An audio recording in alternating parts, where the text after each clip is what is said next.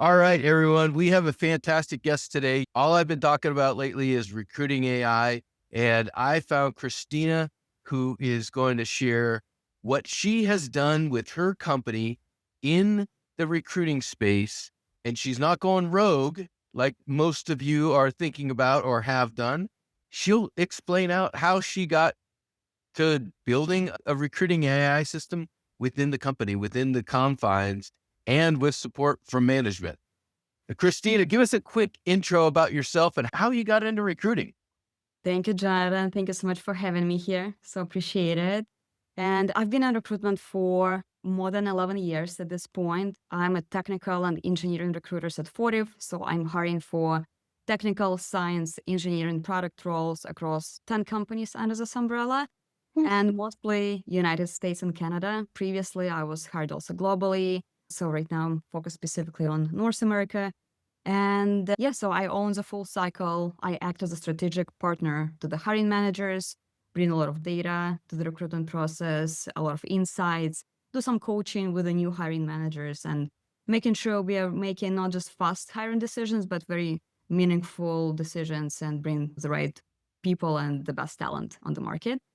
And for the past year, I was leading an AI implementation project within the talent acquisition team. So we're improving the workflows, adoption, utilization, hosting workshops for the team. And how many recruiters overall do you guys have? And then how many have you been leading with with the work groups? So our North American team includes around 15 recruiters. Also, we have a couple of people from Latin America.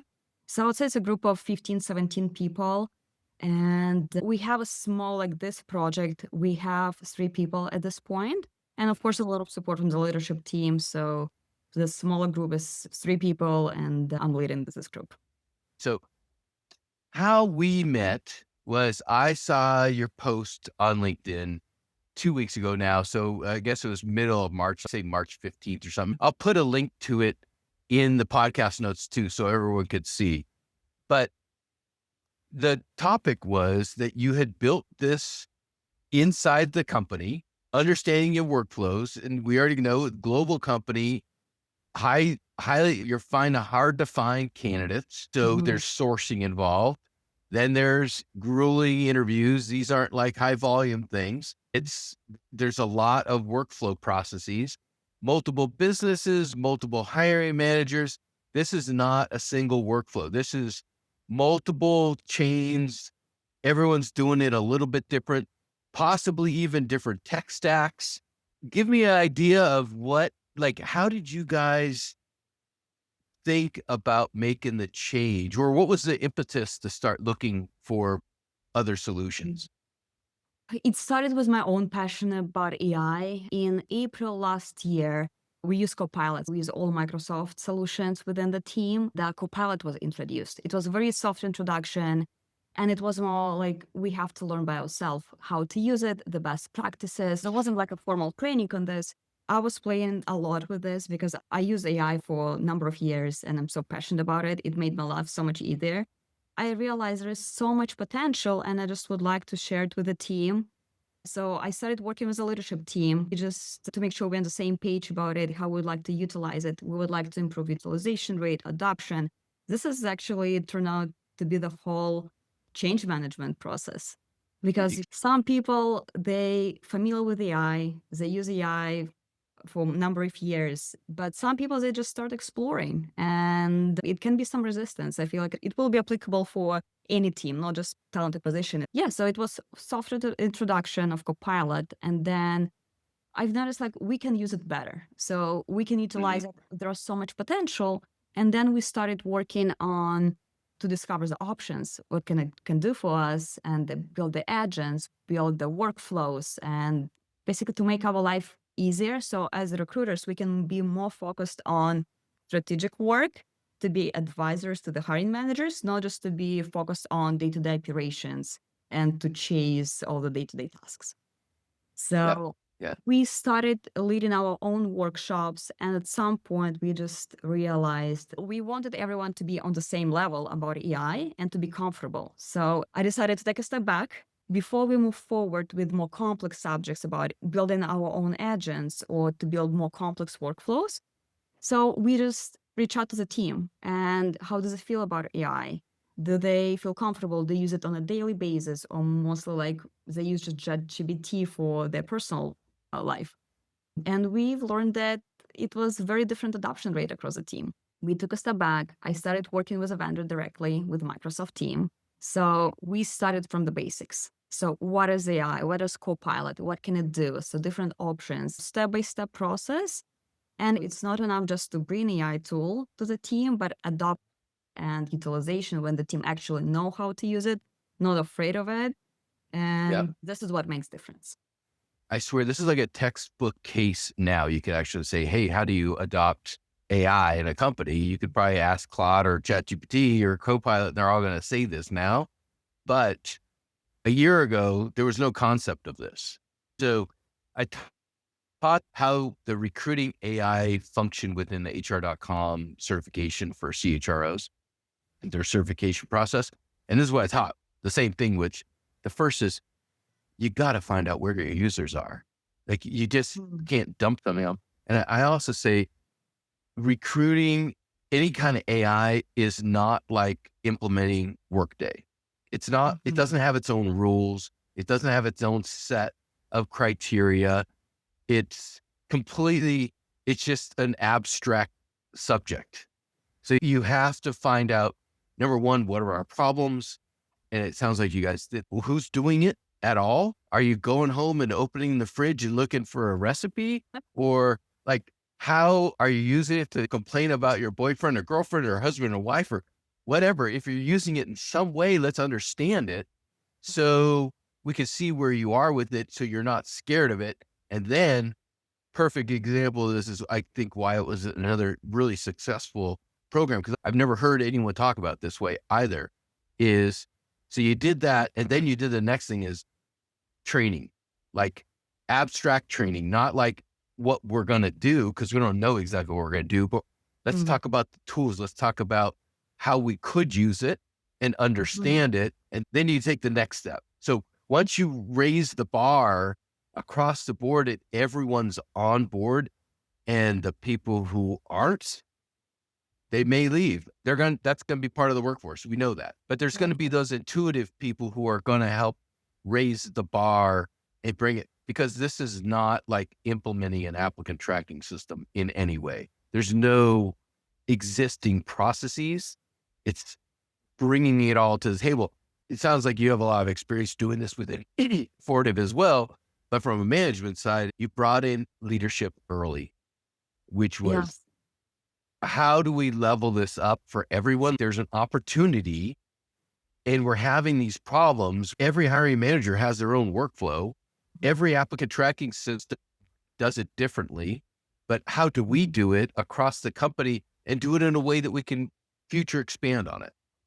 And it Yes. sounds like you had those conversations before anything really started, which is great. Mhm. Yeah, I have a great team and very grateful for the support from the leadership team. So also, my point was not just to bring the tool and to tell you we will do this and this, but also about the benefits we will get from this, how much Yeah. time we'll save, and how much the efficiency will go up of our day-to-day work. So yeah, maybe we will need to dedicate some time to learn about AI tools, Copilot specifically, but then down the road, it will save us so much time, it will make us more strategic, and the outcome will be better hiring decisions. Oh, I love that too, because again, this is just like the checklist to have a project sponsored by the executive team. You have to come up with a hypothesis. You have to know what the problems are. You have to define them.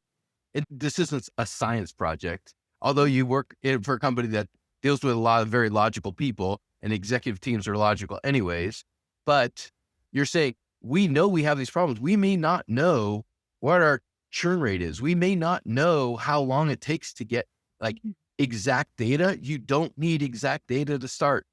You need a Yeah. hypothesis and something that you can quantify and say, if we can do this, if we can do this, we can get this result. We're not saying there's another possible way that's better than Mhm. what we're doing now, Mhm. but as a business, we have to keep getting better or we're just going to die. And from my standpoint, because I'm very involved in day-to-day operations within the recruitment workflow, I see all these roadblocks where we can be more efficient, and continuous improvement is a big part of Fortive across all Yeah. Fortive companies. That's why it was great to work with the leadership team on this, because they totally support when we would like to bring new ideas to support continuous improvement and to bring it to the team. So what were some of the early like hypotheses and things that you saw from the operations side that you knew?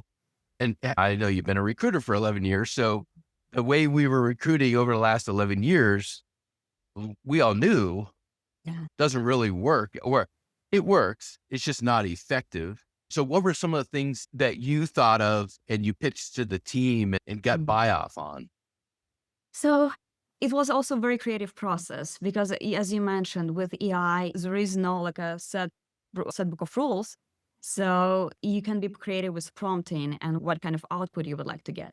From my experience, it really helped me a lot with day-to-day operations, like taking notes from the intake meetings, help with what is pending in my inbox. So I don't have to go through all my emails. So I built my own agent. So it will just summarize beginning of the day, end of the year. It will summarize what is pending, what it requires my attention, what is urgent, what can be wait. So what's my project looks like. So all those updates, it helps me. It's like getting a personal assistant that is available 24/7. And it's all about also the art of prompting. So how you prompt Mhm. it. So we educated the team also how to build the prompts. We still work in process. Yeah. We've hosted at this point specifically for Copilot. It was 4 workshops, but yeah, with Copilot, it was step-by-step process. We would like to give time back to the team so they can try to play with this to see how it works.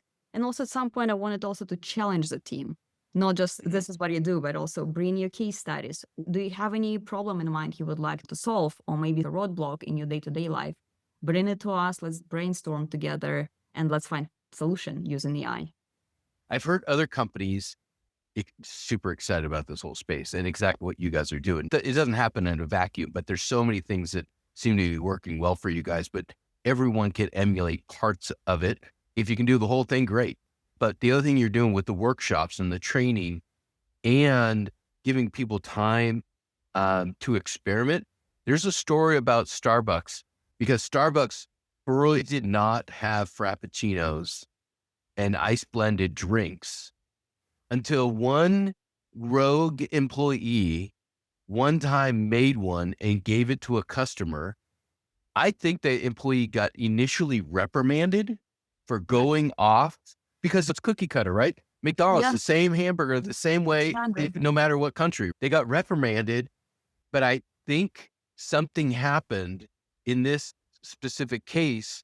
They said, maybe we should be listening to our employees and not just mandating. So McDonald's, there's no room for, I'm going to make fries this different way today. That's Mhm. never going to happen in the McDonald's strategy.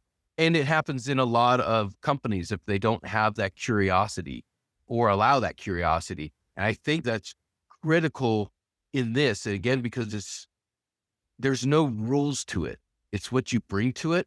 And it's that curiosity, like of trying a new tool, but you're not trying from zero. And I think that's where a lot of people have been stopped over the last 18 months is they didn't know how to start with, say, ChatGPT, and they didn't know. So they just kept their head down and they were I was doing it too. Like my whole company, we were on ChatGPT. I already canceled the whole corporate contract. We moved to Claude all in the last week because I saw the difference and people were telling me the difference before. And then I was like, that tool doesn't work for me, but I was using the wrong size screwdriver because it's the only tool I had until someone said, why don't you try this other one? I understand it's a lot of tools. ChatGPT probably is the most popular because it just blew up at some point. But Yep. a lot of people just stick to ChatGPT, but so many great tools. And you're right. So the most important is to find the right tool. And Copilot for us, why we moved forward with Copilot, because it's integrated to your calendar, Outlook. So its possibilities are endless. So Yep. again, very creative process. You just there are no limits how you can use it. There are some limitations from the Yep. technical side, how about the implementation and how it's integrated across the company. But you're right, it's all about to find the right tool And also we train employees to be mindful about it, what kind of information they feed to the AI. So Copilot, it's our internal license. So it's a part of our Company, you're already Microsoft. paying for it. Yep. Yep. With the ChatGPT, I know people still use ChatGPT at work, but also we educate people that be mindful especially in HR, we work with a lot of sensitive information, Yeah. and just be mindful what information you give to ChatGPT, for example, because it's not part of our ecosystem. But with Copilot, we have the full license. It's amazing what it can do for us. And it was all going back to your point. It's all about the right tool for your work. All right. So now we talked about the high level stuff. We don't have too much time. And if people really love this thing, I got to ask Kristina to come back, because what I want to do is really get in the nitty gritty. It's almost like this is going to be the teaser one, because we could talk about it all day. But overall, if we look at from recruiting, especially in your market where you've got global, lots of different systems, you've got a disparate team. I'm sure you guys are all remote. It's maybe some close by too in office. And then you've got loads of different tech stacks. Then if you look at from sourcing on one end to engagement, to getting to the job posting, to the pre-screen, to the interview, to offer an onboard. If you took those 9 steps, where did you guys focus? And today, where are you guys? Process is very different for every type of solution and every hiring manager and every role. But if you look across those like 9, where have you guys had the biggest impact on it so far? And where do you think you might be able to go over the course of the next year or 24 months? And I know that's a heck of a long time in AI standards. Yeah, it's a great one.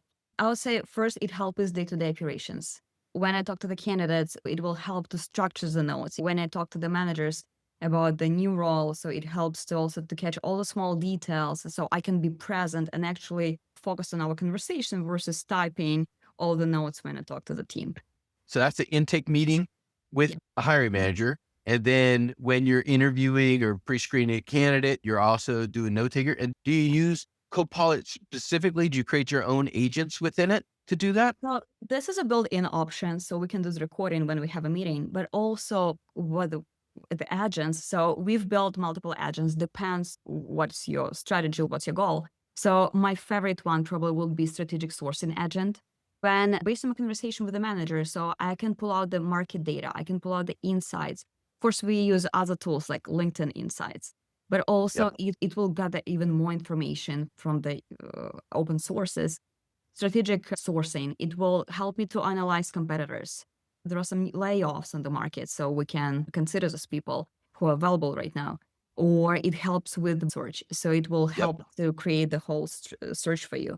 We can upload multiple resumes, and based on the job description, based on my conversation, I can prompt it and it will give me the best match. But also, it's a very interesting time to hire right now because a lot of perfect resumes. So probably it can be a separate conversation about people, and candidates are also using AI. And that's why I'm always saying AI won't replace recruiters, but recruiters who use AI will replace recruiters who don't. So we need this human touch in the recruitment process, but it helps really to speed up the process. It saves me a lot of time on sourcing. So intake notes, screening, also have a separate agent. It creates all the workflow for me for the day. Every day it will pull out all my notes from my inbox, from my calendar. What can I expect from today? So what is important? What can wait? So it's really sky's the limit. You can build your agents, Awesome. and it will really depends what kind of support, and it depends on your strategy. All right. So it sounds like we've got from intake to sourcing to daily operations, your own agents. What was your first actual agent that you created? Or was it somebody else on the team? What was that creative, that incentive? Because I think that's that seed. And Mhm. I got the bug, because I can't tell you how many I connected 15 of my applications to Claude over the weekend. Wow. Yeah, I told you before, I went super deep and it's insane. I'm trying to come up for a breath, but now I'm like, and then you just get me more excited. So yeah, maybe I'll connect a whole bunch more. But so what was your the seed agent that you created? I started with my own challenge. I'm hiring across 10 different companies. So each company, different product, different solutions, but also it's different onboarding process for each product, or different Yep. background check for each company. So every time when I have a hire and I need to finalize it, or when I talk to the candidates, I need to talk about benefits, or they have questions about the onboarding process. So previously I had to go through multiple documents and I had to pull out while I'm on the phone. So it was my challenge. I feel like we can do it in a more efficient way. So Yep. my first agent I created, it was onboarding agent. So Yep. when I uploaded all the documents, all the policies across all 10 companies, and I could just, while I'm on the phone, I will ask my agent, so what's the background check process for this company, or what the benefits package, or what the vacation policy for this company, because it's so much information is changing.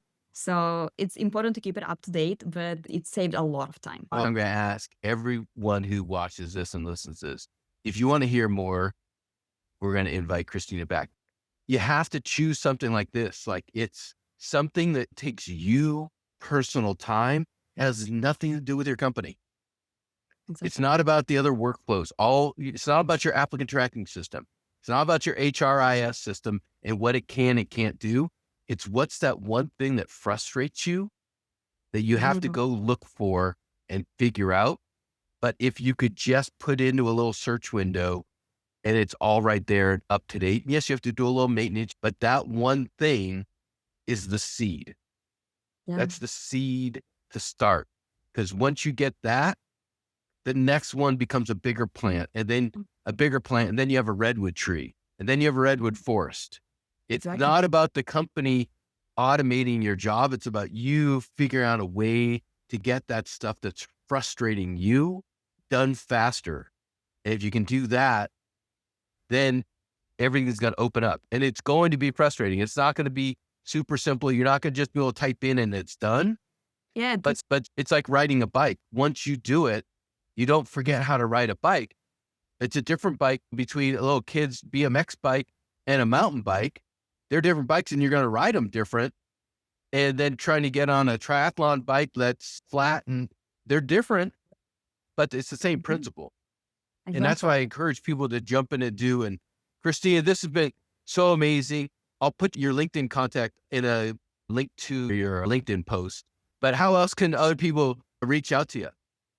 Yeah, so we'll be happy to connect and to talk more about it and share my experience and also to learn from other people. So I believe in collaboration and to learn from others. So this is what helps to explore new ideas. Yeah, please share my contact details. Would love to connect on LinkedIn and keep this conversation going. Thank you so much. Thanks again for being on the show. Thank you for having me. Bye. Thanks for spending your time here with GoHire Talks and listening to our guests. My intention has always been to create incredible content to help you in your career in recruiting, marketing, business, and leadership. We appreciate all of the insights and feedback you provide. If you've got guests you'd like us to have on the show, please let us know. Again, thank you for all your support.